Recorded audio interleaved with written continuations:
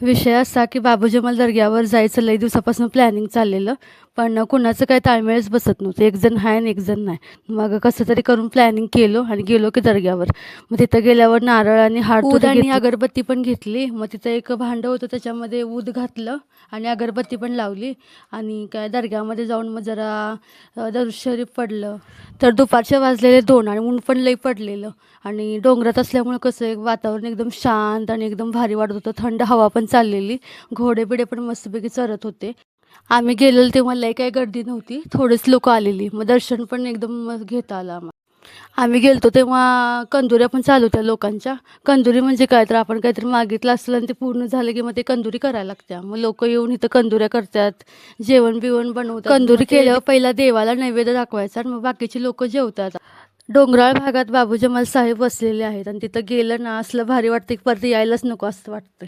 डोंगर भाग असल्यामुळं इथं करवंदाची झाडं आणि जांभळाची झाडं लई आहेत. लोक घोडागाडी घेऊन आलेली आणि घोडी बघा कशी चालायला लागली. पाहुण्यांची कंदुरी होती, मग जेवण बनवलं, आम्ही पण जेवलो. जेवण बिवून झाल्यावर मग जरा फोटो बिटो काढले, व्हिडिओ शूट केले. बाबू जमाल दर्ग्याचा एरिया बघा किती मोठा आहे. डोंगर पण उंचच्या उंच आहे. जर कुणाला चढायचं असलं ते चढतात. आम्हाला काही जमत नाही चढायला, मग आम्ही काही चढलो नाही. संध्याकाळचे वाजलेत 5 आणि घोडे पण आता घरी जायच्या तयारीत आहेत. घोडा मालक पण त्यांना घरी घेऊन चालल्यात, कारण संध्याकाळच्या वेळेला कोण जादा थांबत नाही तिथं डोंगराचा भाग असला. बाबू जमाल दर्ग्यात मागितलेली प्रत्येक मन्नत विश ही पूर्ण होत्या.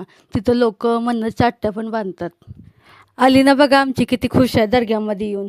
मोकळी हवा, जागा सगळीकडे खेळायला. बाबू जमाल दर्गा हे हिंदू मुस्लिम एकतेचे प्रतीक आहे. इथं हिंदू मुस्लिम सगळेच येतात.